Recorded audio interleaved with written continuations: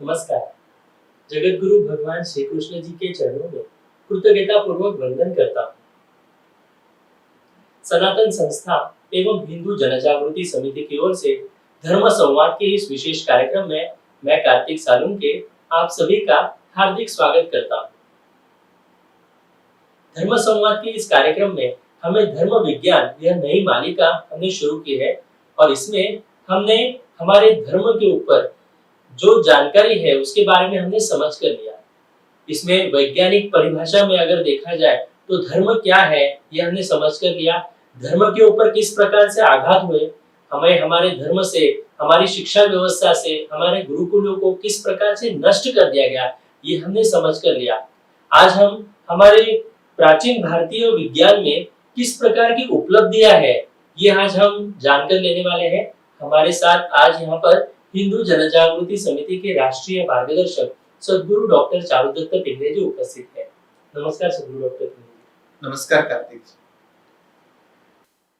सद्गुरु doctor Pingle जी, आज हम आपसे ये जानना चाहेंगे कि प्राचीन भारतीय विज्ञान की उपलब्धियां कैसे क्या थी, इसके बारे में आप हमें विस्तार से बताएं। जी, प्राचीन भारतीय विज्ञान की अगर उपलब्धियां अगर हम देखते हैं तो ये आज के विज्ञान युग में भी अत्यंत चौंकाने वाली है, ऐसे मुझे कहना है, क्योंकि इसके बारे में समाज को अभी ज्ञान ही नहीं है।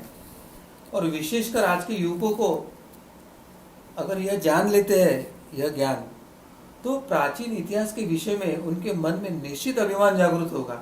हमारी ये जो सनातन परंपरा है और सनातन धर्म से निगड़ित जो वैज्ञानिक परंपरा है उसके बारे में उनके मन में स्वाभिमान जागृत होगा। और इसलिए आज इस विषय में निश्चित मैं कुछ प्रमाण में उस पर प्रकाश डालने का प्रयास करूंगा। सर्वप्रथम हम खगोल विज्ञान के बारे में कुछ बातें जान लेंगे। ये जो खगोल विज्ञान है, ब्रह्मांड की रचना है, ग्रह तारे है, सूर्य है, पृथ्वी है, तो इनके बारे में ये जो विज्ञान है या ये जो अध्ययन संशोधन हुआ है, अनुसंधान हुआ है, ये प्राचीन भारत में ही हुआ है। प्रसिद्ध जर्मन जो खगोल शास्त्री है कोपरनिकस के लगभग 1000 वर्ष पूर्व हमारे जो संशोधक है आर्यभट्ट, उन्होंने पृथ्वी की गोल आकृति बताकर पृथ्वी गोल है यह सिद्धांत रखा था और पृथ्वी अपनी धुरी पर घूमती है, इसकी भी उन्होंने पुष्टि कर दिया था। अब यही बात 1000 वर्ष के बाद कोपरनिकस ने रखी है और उसका श्रेय कोपरनिकस ने लिया और आर्यभट्ट को इसका श्रेय नहीं मिला। इसी तरह से आइजैक न्यूटन जो है उसके 1000 वर्ष पूर्व ही हमारे जो धर्मपरायण विज्ञान संशोधक थे ब्रह्मगुप्त, उन्होंने पृथ्वी के गुरुत्वाकर्षण शक्ति के बारे में अध्ययन करके जानकर गुरुत्वाकर्षण सिद्धांत की पुष्टि कर दिया था। और इस ज्ञान को चुराकर जब ये पाश्चात्य देशों में गए और उन्होंने वो ज्ञान अपने नाम पर खपाया और हमारे जो शास्त्रज्ञ थे वो अंधेरे में ही रहे। इस तरह 1000 वर्ष पूर्व जो ब्रह्मगुप्त ने सिद्धांत रखा और संशोधन किया था उसका श्रेय आइजैक न्यूटन लेकर चले गए। तो मैंने जैसे पहले ही बताया था कि भारतीय मानस में ये सब ईश्वरीय ज्ञान होता है और वो देने वाला कोई तो भी है और ये ईश्वर की कृपा होती है, ये भाव होने के कारण वो श्रेय या कर्तामंद लेने के लिए टालते हैं। और उसके उल्टा पाश्चात्य क्षेत्र में श्रेयवाद होता है, हमने किया है, कर्तापन होता है। तो भारत के संशोधकों ने जो संशोधन किया, जो सिद्धांत रखे, तो उसका सब श्रेय पाश्चात्य वैज्ञानिकों ने लिया है और वही झूठा इतिहास हमें सिखाया जा रहा है। कम से कम 1947 के बाद, भारत स्वतंत्र होने के बाद ये अपेक्षा थी कि भारत सरकार ये जो झूठा इतिहास है उसको सही करे।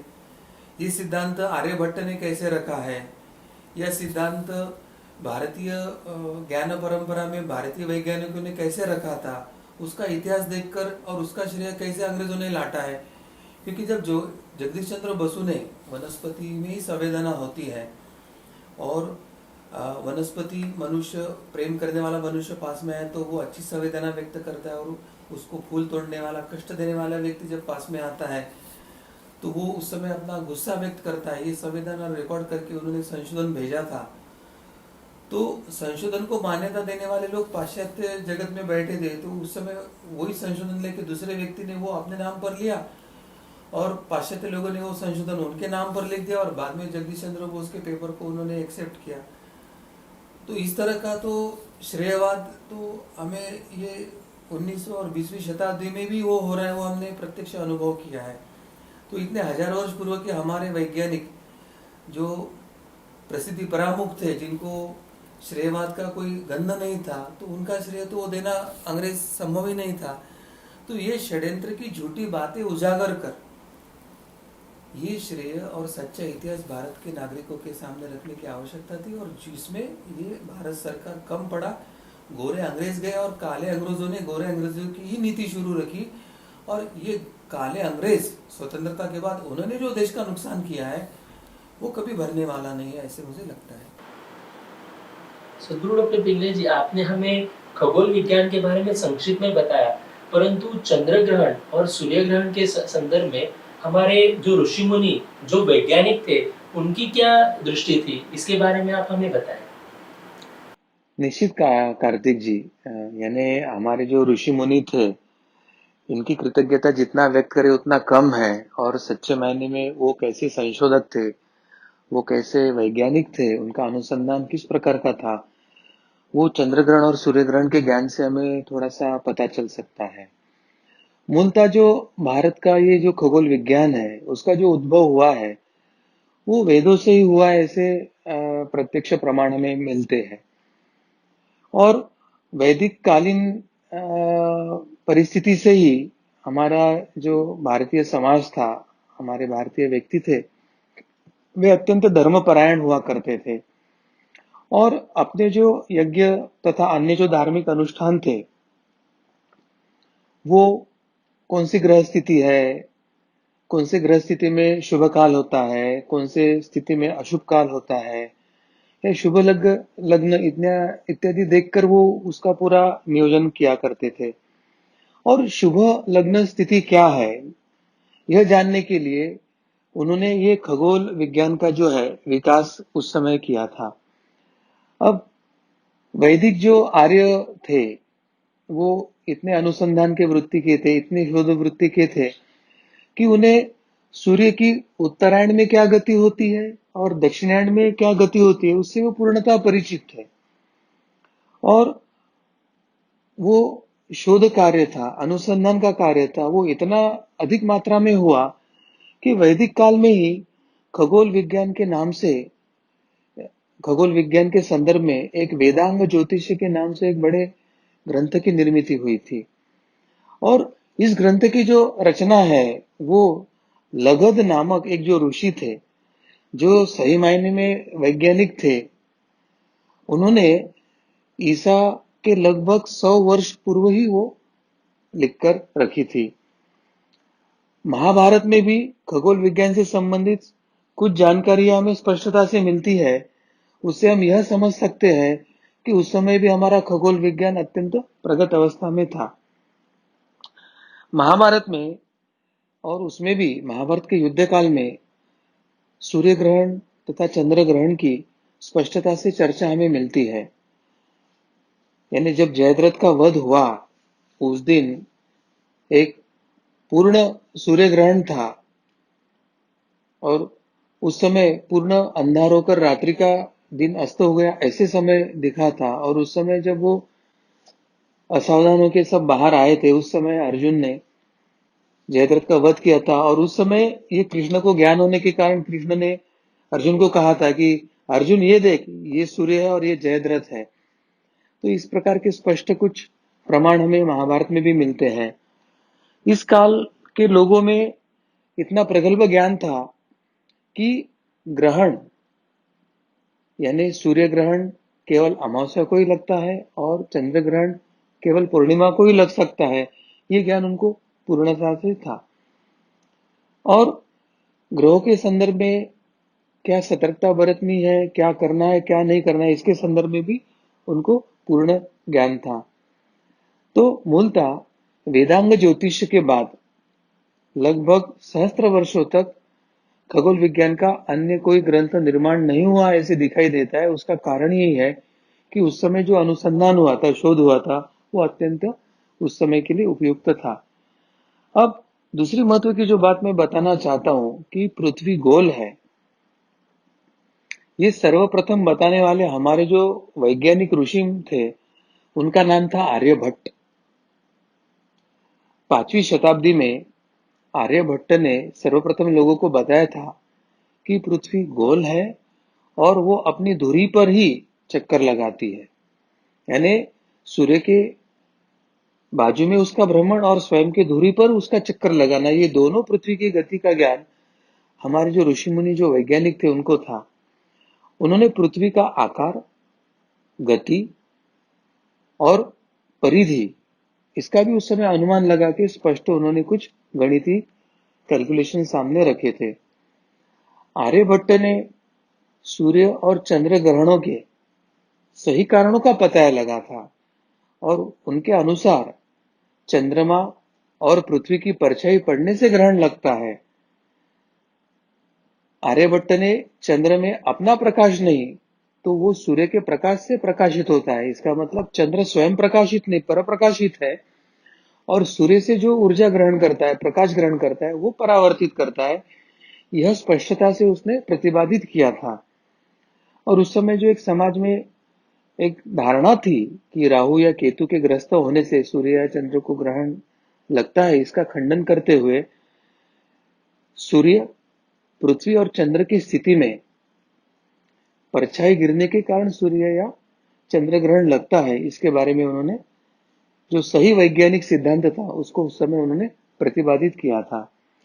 आर्यभट्ट ने अपना जो ग्रंथ था आर्यभटीय तथा आर्य सिद्धांत, ये दो ग्रंथों की रचना करके अपना जो अनुसंधान था, खगोल शास्त्री जो संशोधन था, शोध कार्य था, उन्होंने समाज के सामने संकलित करके रखा था। तो एक इतना बड़ा कार्य इस खगोल क्षेत्र में आर्यभट्ट की तरफ से हुआ था। जी। सदगुरु डॉक्टर पिंगले जी, आपने जैसे अभी आर्यभट्ट जी के बारे में हमें बताया, तो वैसे ही खगोल विज्ञान में भी वराहमिहिर जी भी थे, वो भी बहुत बड़े वैज्ञानिक थे।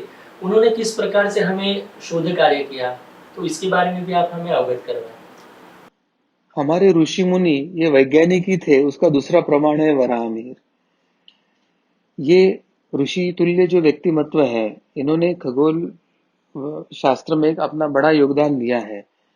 अब आर्यभट्ट के बाद 6ठी शताब्दी में ये वराहमिहिर नाम के एक खगोल वैज्ञानिक हुए थे और विज्ञान के इतिहास में वे प्रथम ऐसे व्यक्ति थे कि जिन्होंने कहा था कि कोई ऐसी शक्ति है जो वस्तुओं को धरातल से बांध के रखती है।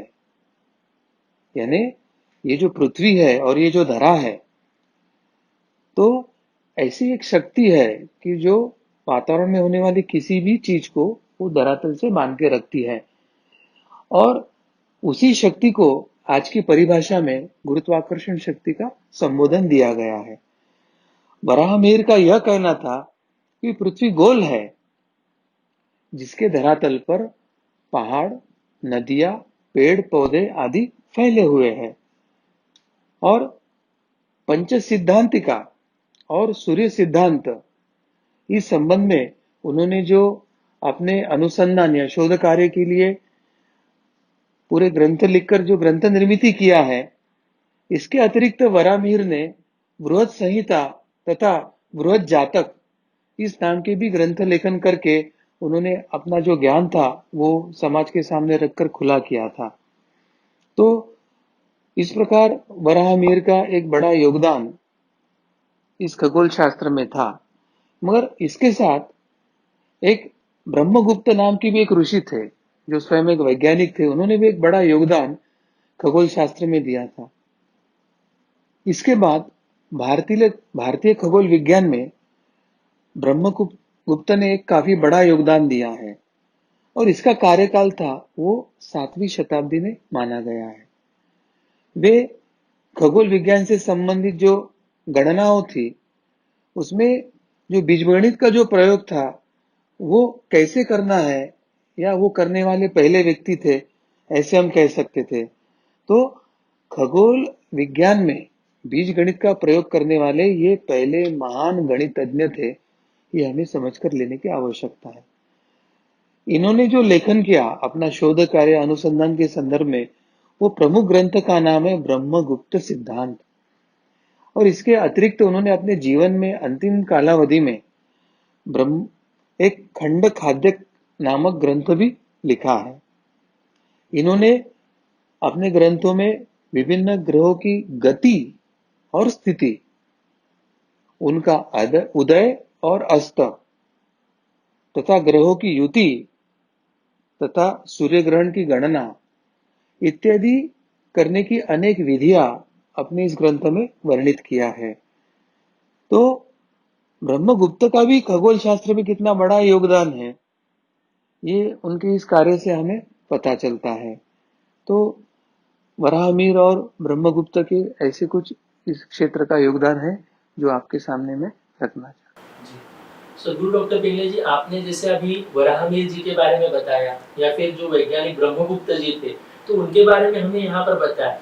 तो खगोल विज्ञान में भास्कराचार्य जी ने भी बहुत बड़ा योगदान दिया है, तो इनके बारे में आप भी हमें विस्तृत रूप से बताएं। है। निश्चित कार्तिक जी, क्योंकि इस श्रृंखला में ब्रह्मगुप्त के आगे भास्कराचार्य का ही विशिष्ट योगदान का कालखंड आता है।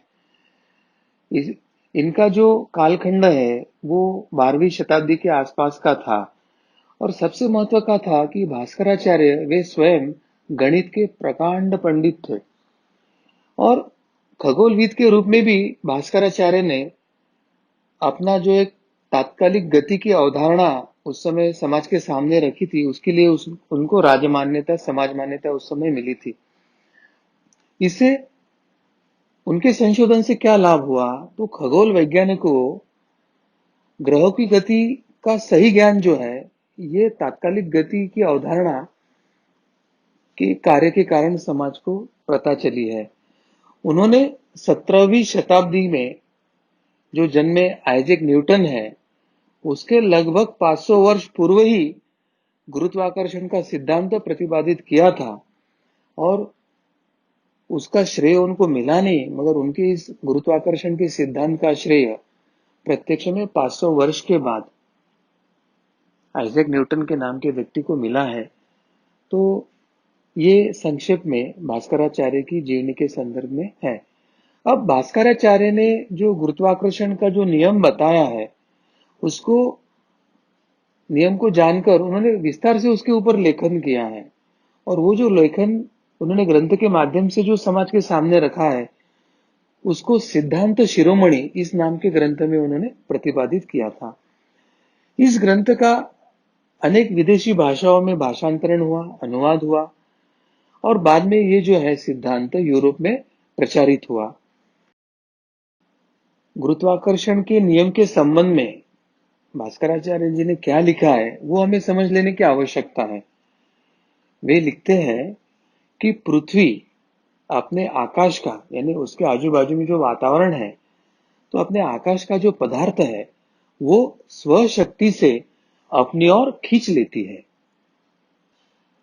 और इसी कारण अगर आकाश में या वातावरण में अगर पृथ्वी में कोई भी पदार्थ हो, तो पदार्थ घूम फिर के पृथ्वी पर ही आके गिरता है। इससे यह सिद्धांत प्रतिपादित होता है कि पृथ्वी के अंदर गुरुत्वाकर्षण शक्ति है, और उसके कारण पृथ्वी पर पदार्थ खींचकर आकर गिरता है। अब भास्कराचार्य द्वारा जो दूसरा एक ग्रंथ लिखा है, उसका नाम है लीलावती, और इसमें गणित और खगोल विज्ञान के संबंध में उन्होंने प्रकाश डाला है, यानी गणित और खगोल विज्ञान कैसे एक दूसरे से परस्परावलंबी है, इसका उन्होंने कुछ उस पर प्रकाश डाला है। वर्ष 1163 में उन्होंने करण कुतूहल नामक एक ग्रंथ की रचना किया था। इस ग्रंथ में बताया गया है कि जब चंद्रमा सूर्य को ढक लेता है तो सूर्य ग्रहण होता है, और जब पृथ्वी की छाया चंद्रमा को ढक लेती है तो चंद्र ग्रहण होता है। यानी चंद्रमा सूर्य को कब ढक लेता है, तो पृथ्वी और सूर्य के बीच में जब चंद्र आता है तो सूर्य ग्रहण होता है, और चंद्र और सूर्य के बीच में जब पृथ्वी आती है और पृथ्वी की छाया चंद्रमा पर गिरती है तो चंद्र ग्रहण होता है। तो यह पहला लिखित प्रमाण था जब लोगों को गुरुत्वाकर्षण, चंद्र ग्रहण तथा सूर्य ग्रहण की सटीक जानकारी एक वैज्ञानिक या शास्त्रीय परिप्रेक्ष्य में लिखित स्वरूप में उपलब्ध हुई थी। तो इतना बड़ा कार्य खगोल शास्त्र संदर्भ में भास्कराचार्य का था। अब गणित के संदर्भ में उनका क्या कार्य था? तो अधिकतर जो खोज और जो आविष्कार हुए हैं और जिन पर आज यूरोप स्वयं गर्व करता है, वो किसी एक विकसित गणितीय पद्धति के बिना असंभव है, ये सुस्पष्ट होता है। कोई भी इसका जो जानकार है वो इसको समझ सकता है। यह पद्धति भी संभव नहीं हो पाती यदि यूरोप भारी भक्कम उनके जो रोमन अंको था उसमें अगर बंधा और जकड़ रहा होता तो उनको ये अनुसंधान या शोध संभव ही नहीं था। अब नई पद्धति को खोज निकालने वाले वह अज्ञात व्यक्ति भारत का पुत्र था। क्या हमें ये पता है? मध्ययुगीन जो भारतीय गणितज्ञ थे, जैसे ब्रह्मगुप्त जो 7वीं शताब्दी में थे, महावीर जो 9वीं शताब्दी में थे और भास्कराचार्य जो 12वीं शताब्दी में थे, इन्होंने ऐसे कई खोज किए थे जिसके पुनर्जागरण का काल या उसके बाद तक ये सब बातें यूरोप को अपरिचित थी। इसमें कोई मतभेद नहीं है या हम निशंक होना चाहिए कि जब यूरोप को गणित और खगोल के शास्त्र में ज्ञान नहीं था, उस समय भारत गणित तथा खगोलीय विज्ञान में एक उसकी उच्च कोटि की परंपरा प्रस्थापित हो चुकी थी। अब अंक गणित के संदर्भ में क्या हुआ? तो वैदिक युग में एक ऋषि थे मेघातिथि। उन्होंने 10⁻12 यानी 10 का घात 12 यहां तक की बड़ी संख्याओं से वे परिचित थे। वे अपने गणनाओं में 10 और इसके गुणकों का उपयोग करते थे। हमारी जो यजुर्वेद संहिता है उसके अध्याय 17 में मंत्र 2 में 1 पर 12 शून्य यानी 10 खरब यह संख्या का स्पष्ट उल्लेख उसमें आया हुआ है। ईसा से 100 वर्ष पूर्व जो एक जैन ग्रंथ था अनुयोग, उसमें का जो सूत्र है इसमें असंख्य तक गणना की गई है। और उस समय यूनान में बड़ी सी बड़ी संख्या कितनी थी? जब हमको 10 खरब या असंख्य संख्यों तक जब हमको ज्ञान था, तो यूनान में जो बड़ी से बड़ी संख्या थी वो संख्या का नाम मिरियड था। और मिरियड का भारतीय परिप्रेक्ष्य में अगर हम तुलना करते हैं तो हमारे 10 सहस्त्र जो संख्या है उसकी समकक्ष संख्या यूनान को उस समय पता थी। तो 10 खरब तक उनकी पहुंच ही नहीं थी उस समय। रोम के लोगों की उस समय बड़ी से बड़ी संख्या का नाम मिल्ली था। और मिल्ली का अगर हम अपने भारतीय गणित से तुलना करते हैं तो हमारी जो एक सहस्त्र की जो संख्या है वो संख्या के तुलना में रोम लोगों की बड़ी सी बड़ी संख्या थी। तो कहा हमारी 10 अरब खरब तक की गणितीय गणना और कहा एक सहस्त्र और 10 सहस्त्र की गणना, तुलना ही नहीं हो सकता है।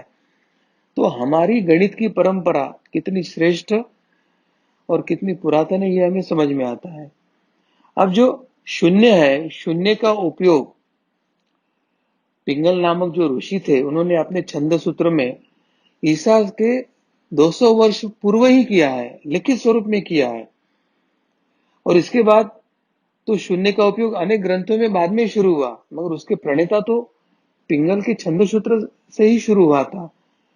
लेकिन ब्रह्मगुप्त जो 6ठी शताब्दी में पहले भारतीय गणितज्ञ थे जिन्होंने शून्य के प्रयोग में लाने के विविध नियम को भी बनाया था।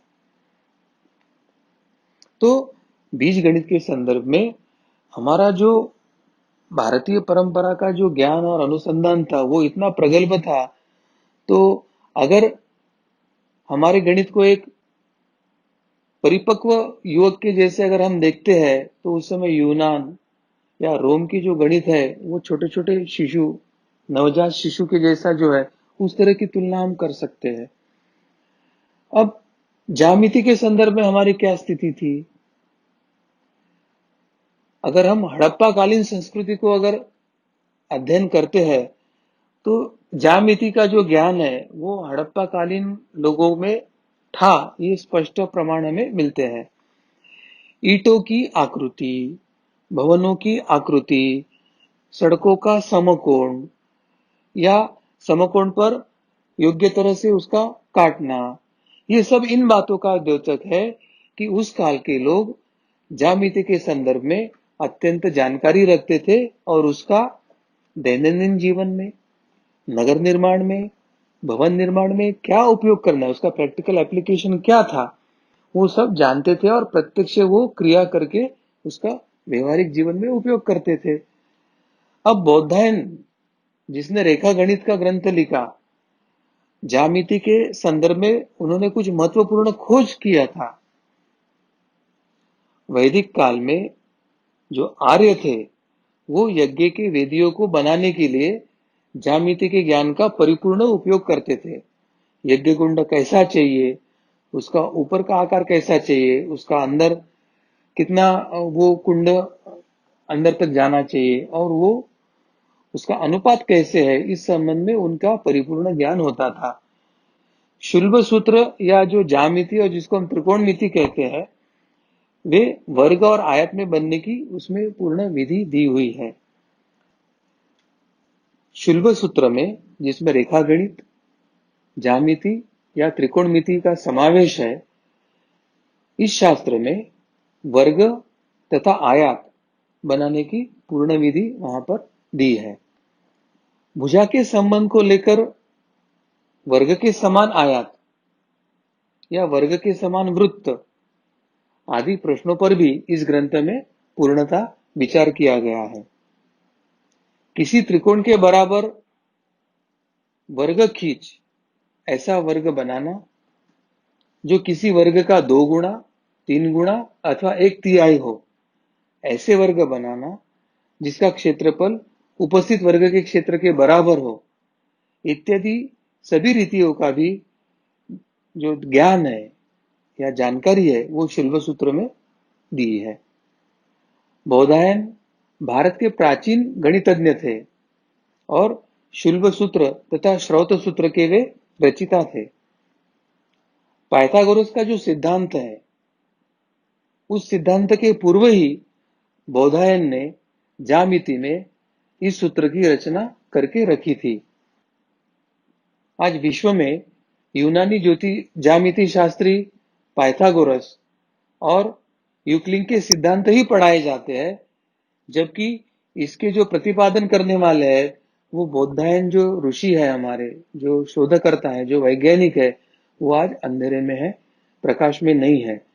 तो अगर सत्य इतिहास पढ़ाना है, इस वैज्ञानिक शोध कार्य का सच्ची परंपरा को बताना है, तो पाइथागोरस का जो सिद्धांत है उसका मूल जो श्रेय जाता है वो बौधायन को ही जाता है।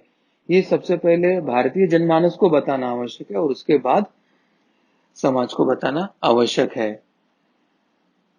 अब आर्यभट्ट के संदर्भ में जो वृत्त का परिघ होता है या व्यास के अनुपात होते हैं, परिघ यानी सरकमफरेंस, व्यास यानी डायमीटर, तो वृत्त का जो सरकमफरेंस होता है तो या उसके डायमीटर में किस अनुपात में वृत्त का या सर्कल का सरकमफरेंस होता है, तो पाई का जो मानांकन है यानी पाई की जो वैल्यू है, पाई इज इक्वल टू 3.1416, ये जो स्थापित करने की प्रक्रिया है वो आर्यभट्ट ने मूलतः की हुई है।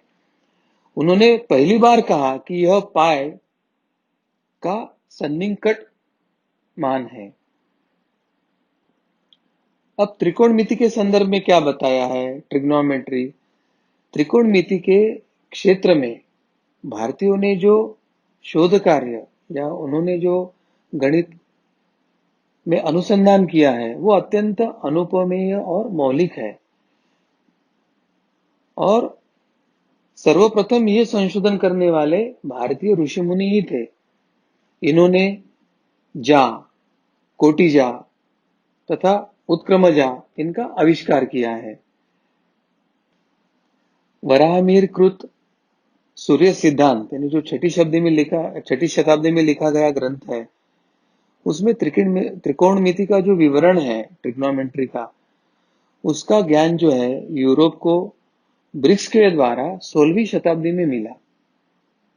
यानी करीब करीब 1000 वर्ष, 1 सहस्त्र वर्षों के बाद यूरोप वो ज्ञान समझ पाया है। मगर मूलतः ये स्रोत है, ये भारतीय ग्रंथों से ही गया है, ये समझने की आवश्यकता है। यानी 16वीं शताब्दी में अंग्रेजों का भारत में प्रवेश हुआ था और यहाँ से साधन संपत्ति, हीरे जवाहर, सोने या कपास या कृषि साहित्य की लूट लेकर जाते समय उन्होंने यहाँ की ज्ञान परंपरा को, ग्रंथों को भी लूट कर लेके गए थे। और आपका ये अगर निरीक्षण है कि अधिकतर वैज्ञानिक जो अनुसंधान और शोध कार्य यूरोप में हुआ है वो 16वीं शताब्दी के बाद ही हुआ है, अगर ये आपको पता है तो ये निश्चित समझ ले कि भारत से जो ग्रंथ चुरा कर लेके गए, उसमें से भाषांतर करके जो ज्ञान चुरा गया है, तो भारत के ऋषि मुनियों का जो वैज्ञानिक ज्ञान था उसको अपने नाम पर थोप कर एक गोबेल्स टेक्निक के माध्यम से विश्व में ये हमारा ज्ञान है करके प्रसारित किया है। ये स्पष्टता से हमको समझ लेने की आवश्यकता है। अब बीजगणित के संदर्भ में क्या चल रहा है, तो भारतीयों ने बीजगणित में बड़ी दक्षता प्राप्त किया था। यानी वो जो ज्ञान आवश्यक था वो उन्होंने प्राप्त किया था। आर्यभट्ट है, ब्रह्मगुप्त है, भास्कराचार्य है, श्रीधराचार्य है, ऐसी अनेक गणिताचार्य की हमारे यहाँ श्रृंखला ही है, परंपरा ही है। और बीज गणित की क्षेत्र की जो सबसे बड़ी उपलब्धि है वो है अनिवार्य वर्ग समीकरण का हल प्रस्तुत करना। पाश्चात्य गणित के इतिहास में इस समीकरण का हल श्रेय जो लिया है वो जॉन पेल 1688 इनको दिया जाता है। और इस पेल समीकरण, पेल्स थ्योरम इस नाम से जो जाना जाता है, वो वास्तविकता में पेल के पहले 1 सहस्त्र वर्ष पूर्व ब्रह्मगुप्त ने यह समीकरण अपने ग्रंथों में प्रस्तुत कर दिया था। अब ये भी 1688 में आई है, यानी अंग्रेज भारत में आने के बाद यहाँ की जो ज्ञान परंपरा चुरा के लेके गई है वो वहां पे किसी ने तो भी चुरा कर अपने नाम पे लिया है, ऐसी स्थिति है, यह समझने की आवश्यकता है। और इसलिए इसके साथ ब्रह्मगुप्त ने और 2 प्रमेयों को भी खोज करके रखी थी। अनिवार्य वर्ग समीकरण के लिए भारतीय नाम वर्ग प्रकृति है। अनिवार्य वर्ग समीकरण का जो भारतीय नाम है वो वर्ग प्रकृति समीकरण है। चिकित्सा में हमारे पारंपरिक जो ज्ञान है, जो ऋषि मुनियों ने पहले ही अनुसंधान किया है, उसके बारे में भी हम अभी जान कर लेंगे। भारत में चिकित्सा विज्ञान की दीर्घ परंपरा है, सहस्त्रों नहीं तो लाखों वर्ष की परंपरा है। चिकित्सा शास्त्र को वेद तुल्य सम्मान दिया गया है। आयुर्वेद को पंचम वेद कहा जाता है और यही कारण है कि भारतीय चिकित्सा पद्धति को आयुर्वेद के ही नाम से प्रचलित हुआ है, इस संज्ञा से ही वो जाना जाता है। सर्वप्रथम जो लिखित ज्ञान है चिकित्सा के संदर्भ में, उसका संदर्भ जो है हमें अथर्ववेद में प्राप्त होता है। अथर्ववेद में विविध रोगों के उपचार के लिए, उपचार के प्रयोग हेतु किए जाने वाले भैषज सूत्र जो है वो संकलित करके रखे हैं। ये भैषज सूत्र जो है वो सर्वप्रथम अथर्ववेद के माध्यम से चिकित्सा के बारे में हमें ज्ञान देते हैं। इन सूत्रों में विभिन्न रोगों के नाम तथा उनके निराकरण के लिए विभिन्न प्रकार की औषधियां और औषधियों के नाम भी स्पष्टता से दिए हैं। इसमें विविध प्रकार की जो चिकित्साएं बताई है वो कौन सी थी? इसमें जल चिकित्सा, सूर्य किरण चिकित्सा तथा मानसिक चिकित्सा, इन 3 चिकित्साओं पर प्रमुखता से विस्तृत विवरण दिया है। अथर्ववेद के बाद लगभग 600 वर्ष पूर्व ईसा के चिकित्सा के संदर्भ में चरक संहिता और शल्य चिकित्सा पर सुश्रुत संहिता मिलती है। ये चिकित्सा शास्त्र के प्रामाणिक और विश्वविख्यात ग्रंथ है, जिसके आधार पर ही भविष्य में विविध प्रकार की चिकित्सा का निर्माण हुआ है। अब ये चरक संहिता क्या है, चरक संहिता में क्या बताया है, वो अभी हम जान कर लेंगे। महर्षि चरक को काय चिकित्सा का प्रथम ग्रंथ लिखने का श्रेय दिया जाता है। चरक संहिता को औषधीय शास्त्र में आयुर्वेद पद्धति का मूल आधार माना जाता है। आयुर्वेद का अर्थ है जीवन का शास्त्र, यानी सुखी, आनंदी और स्वस्थ जीवन का शास्त्र जिसमें दिया है उसे आयुर्वेद कहा जाता है। चरक संभवत इस बात को जानते थे कि शरीर में हृदय एक मुख्य अवयव है। उन्हें शरीर में रक्त संचार के क्रिया का भी पूर्ण ज्ञान था। वे यह भी जानते थे कि कुछ बीमारियों के लिए ऐसे कीटाणु कारण होते हैं जिन्हें हम अपने आंखों से, स्थूल आंखों से, चर्म चक्षु से सीधे नहीं देख सकते हैं। चरक ऐसे पहले चिकित्सक थे जिन्होंने चयापचय यानी कैटाबोलिज्म, एनाबोलिज्म, पाचन यानी डाइजेस्टिव तथा शरीर की प्रतिरक्षा यानी इम्यून सिस्टम के बारे में व्यवस्थित बताया था। चरक संहिता में शरीर विज्ञान, रोग का निदान विज्ञान यानी डायग्नोस्टिक पद्धति और भ्रूण विज्ञान यानी गर्भधारणा से लेकर जन्म तक की जो जानकारी है उसके सभी जानकारी चरक संहिता में मिलती है। और सुश्रुत संहिता का क्या वैशिष्ट्य है, तो सुश्रुत रचित यह ग्रंथ यानी हमारे जो ऋषि थे सुश्रुत, उन्होंने इस ग्रंथ की रचना किया था जिसको सुश्रुत संहिता कहा जाता है।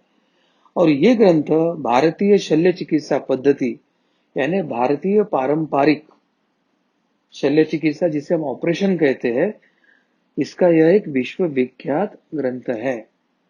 यानी आयुर्वेदिक सर्जरी जो है उसके संदर्भ में ये सुश्रुत संहिता का ग्रंथ है। अपनी संहिता में सुश्रुत ऋषि लिखते हैं कि चिकित्सा विज्ञान की अगर जानकारी लेना है तो चिकित्सा विज्ञान के जो विद्यार्थी है, जो मेडिकल स्टूडेंट है, उन मृत शरीरों का विच्छेदन करके अध्ययन करने से भी अपने कार्य में कुशल बनते हैं। यानी डेड बॉडी का डिसेक्शन कर अगर शरीर का अगर कोई वैद्यकीय शास्त्र का विद्यार्थी अध्ययन करता है तो वो अपने कार्य में कुशल बनते हैं, ऐसे उन्होंने स्पष्टता से उस समय प्रतिपादित किया था। सुश्रुत के अनुसार शव विच्छेदन करना और उसे अध्ययन करना यह एक प्रक्रिया है। सुश्रुत ने शल्य चिकित्सा के लिए 101 उपकरणों की सूची उसमें दिया है। वो उपकरण उन्होंने निर्माण भी किए थे, उसका प्रत्यक्ष उपयोग भी किया था और प्रत्यक्ष शल्य चिकित्सा उन्होंने ये शास्त्र को स्थापित किया था। शल्य चिकित्सा से पहले उपकरणों को गर्म करके उसको कीटाणु रहित करने की बात भी उन्होंने कही है। यानी सर्जरी के पहले उपकरणों का स्टरलाइजेशन हो, निर्जंतुकीकरण हो और निर्जंतुक उपकरणों से ही शल्य चिकित्सा हो, इसके बारे में उन्होंने स्पष्ट सिद्धांत प्रतिपादित करके रखे हैं। और सबसे महत्व की बात, संपूर्ण विश्व में प्लास्टिक सर्जरी, जिसको कॉस्मेटिक सर्जरी भी कहा जाता है, उसके जनक करके अगर किसी को मान सम्मान मिलता है तो पूरा विश्व इस संदर्भ में सुश्रुत को ही मान्यता देता है। तो सुश्रुत जी का इतना बड़ा श्रेय चिकित्सा के संदर्भ में था। अब भौतिकी के संदर्भ में हमारा क्या था? प्राचीन काल में भारत में अन्य विज्ञानों के साथ साथ भौतिकी की का प्रचलन था। प्राचीन काल में भारत में अन्य विज्ञानों की शाखाओं के साथ भौतिकी विज्ञान की शाखा का भी प्रचलन था। और भारतीय परंपरा में कणाद ऐसे ऋषि थे, ऐसे अनुसंधान करने वाले, शोध करने वाले ऐसे ऋषि थे जिन्होंने 6ठी शताब्दी, ईसा पूर्व के ही 6ठी शताब्दी में इस बात को सिद्ध कर दिया था कि विश्व का हर जो पदार्थ है वो परमाणुओं के कणों को एकत्रित एकत्रित करके ही मिलकर बनता है। यानी एक तरह से उन्होंने परमाणुओं की संरचना, परमाणुओं की प्रवृत्ति और परमाणुओं के प्रकार, ये तीनों के बारे में सविस्तर चर्चा की है। और सबसे छोटे कणों को परमाणु कहते हैं, ऐसा उन्होंने प्रतिपादित करने के कारण ही अंत में वे कण का शोध करने वाले ऋषि यानी कणाद ऋषि इस नाम से प्रचलित हुए। आज भले ही कोई पाश्चात्य वैज्ञानिक एटम या मॉलिक्यूल या प्रोटॉन, न्यूट्रॉन, इलेक्ट्रॉन के संशोधन का श्रेय जरूर लेते होंगे, मगर ये ईसा पूर्व 6ठी शताब्दी में ही ये कण और परमाणुओं की संकल्पना, उसकी प्रवृत्ति और प्रकार स्पष्टता से प्रतिपादित हुए हमारे भारतीय परंपरा में। तो इतना श्रेष्ठ अनुसंधान हमारे ऋषि मुनियों ने पहले ही करके रखा है। अब रसायन विद्या या रसायन विज्ञान के संदर्भ में हमारा क्या है? भारत में रसायन विज्ञान और रसायन विज्ञान की परंपरा बहुत पुरातन है, इसके बारे में हमें स्पष्टता से तथ्य मिलते हैं। प्राचीन तथा मध्यकाल में संस्कृत भाषा में लिखित रसायन विज्ञान के संदर्भ में 44 ग्रंथ अभी भी उपलब्ध है। नागार्जुन, दक्षिण के जो एक ऋषि तुल्य जो एक वैज्ञानिक थे, वो करीब करीब 10वीं शताब्दी के शोधकर्ता थे। उन्होंने रसायन विज्ञान पर रस रत्नाकर नाम का एक ग्रंथ लिखा है। इस ग्रंथ में पारा यानी मर्क्यूरी के यौगिक बनाने के प्रयोग दिए हैं, यानी पारे की विविध अवस्थाओं में कैसे परावर्तित करना है उसके संदर्भ में प्रयोग दिए हैं। चांदी, सोना, तांबा या टिन, ये धातु अयस्क स्वरूप में भूगर्भ से कैसे निकालने हैं और उन्हें कैसे शुद्ध करना है, इन सब की विधियां या विवरण इन ग्रंथों में दिया है। नागार्जुन ने पारा यानी मर्क्यूरी से संजीवनी बनाने के लिए, संजीवनी यानी ऐसी औषधि जो कुछ ऐसे असाध्य बीमारियों में उपयोगी होती है, जिससे हम किसी रुग्ण को स्वस्थ कर सकते हैं।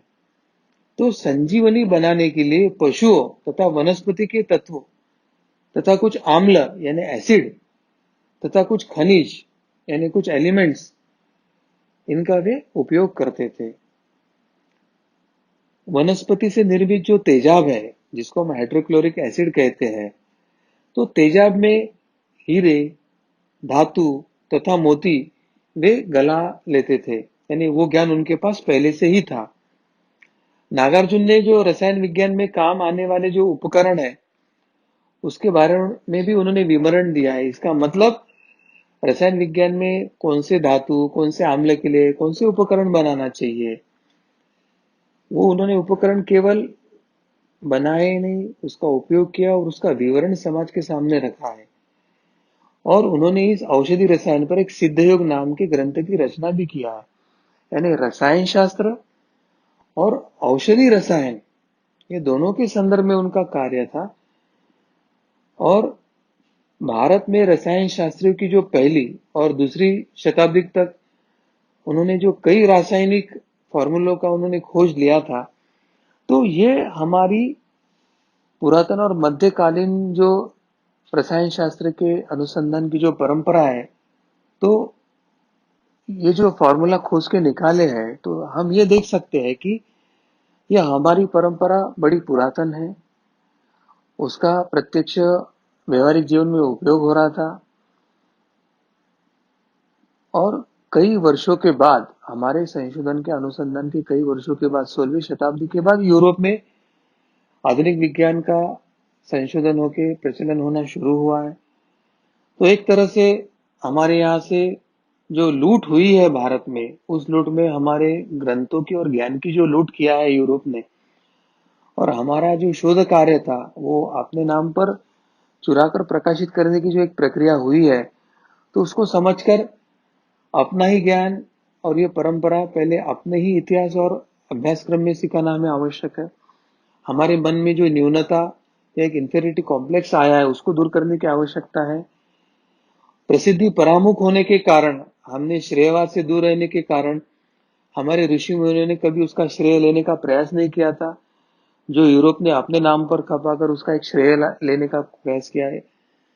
ये सबको अध्ययन करके हमें योग्य इतिहास समाज के सामने लाने की आवश्यकता है। हमारी परंपरा कितनी प्रगल्भ और कितनी उन्नत थी वो समझने की आवश्यकता है। और इसके बाद जब हम इस विज्ञान को, इस परंपरा के हम पाइक है ये जब समझेंगे, तब हमारे अंदर का स्वाभिमान जागृत होगा। स्वधर्म स्व परंपरा के बारे में स्वाभिमान निर्माण होगा। स्व संस्कृति कितनी प्रगल्भ है ये जानने के बाद एक स्वाभिमानी पीढ़ी का निर्माण होगा, और उसके बाद सही मायने में भारत विश्व गुरु होने की प्रक्रिया में उत्थान की तरफ जाएगा।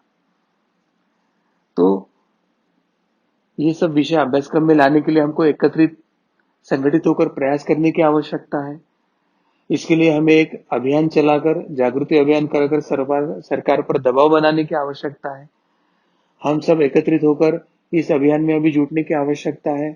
तो मैं आप सभी से यही आह्वान करना चाहता हूं कि आप चाहे ऑनलाइन हो या प्रत्यक्ष मिलकर हो, हम एकत्रित होकर सरकार को ये बताएं कि हमको हमारा सच्चा गौरवशाली इतिहास बताए, हमारी गौरवशाली वैज्ञानिक परंपराओं के बारे में बताए, हमारे गौरवशाली ऋषि मुनियों का जो अनुसंधान या शोध कार्य हुआ इसके बारे में हमें बताया जाए। और जो शोध कार्य हमारे यहाँ से चुराकर यूरोप ने अपने नाम पर प्रसिद्ध किया है, उनका मूल श्रेय हमको लेकर, क्योंकि अभी हम देखते हैं बासमती चावल हो, हल्दी हो, या अभी हमारा जो योग शास्त्र है या योगा है उसको वो अपने नाम पर वो रजिस्टर करना चाहते हैं पेटेंट लेकर, या हमारा जो आयुर्वेदिक वनस्पति जन्य जो औषधि वनस्पति है उसको वो हर्बल के नाम पर अमेरिका में पेटेंट लेना चाहते हैं।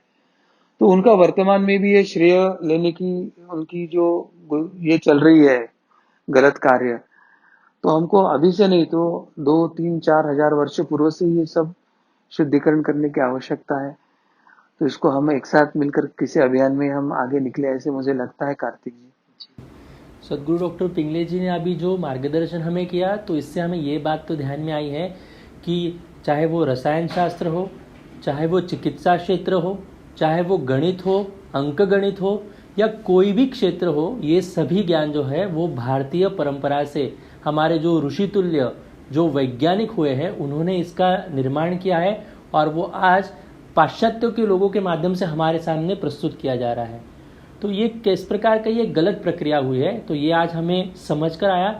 तो धर्म विज्ञान के इस महत्वपूर्ण मालिका में हमने ये मालिका जो यहाँ पर ली, इसमें यही प्रकाश डालने का प्रयास किया कि ये कितना पुरातन है और हमारे यहाँ से ये संस्कृति वहाँ पर गई है।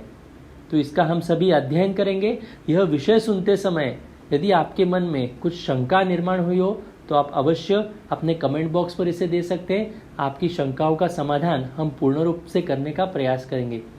इतनी महत्वपूर्ण और पुरातन जानकारी आज हमें सदगुरु डॉक्टर पिंगले जी ने यहाँ पर दी है। हम उनका आभार व्यक्त करते हैं। आपका बहुत बहुत धन्यवाद सदगुरु डॉक्टर पिंगले जी। और मैं सभी दर्शकों को ये आह्वान करूँगा, इस विषय को आप अपने परिचित सभी लोगों तक पहुँचाएं। हमारा ये जो YouTube चैनल है इसको सब्सक्राइब करें और ये अन्यों को भी शेयर करें, ताकि अन्य सभी हमारे जो हिंदू है इनको धर्म के बारे में अभिमान और स्वाभिमान निर्माण हो। तो इसका हम अवश्य प्रयास करेंगे। भगवान श्री कृष्ण जी की असीम कृपा से धर्म विज्ञान की ये मालिका यहीं पर संपन्न हुई, ऐसे मैं घोषित करता हूँ। नमस्कार।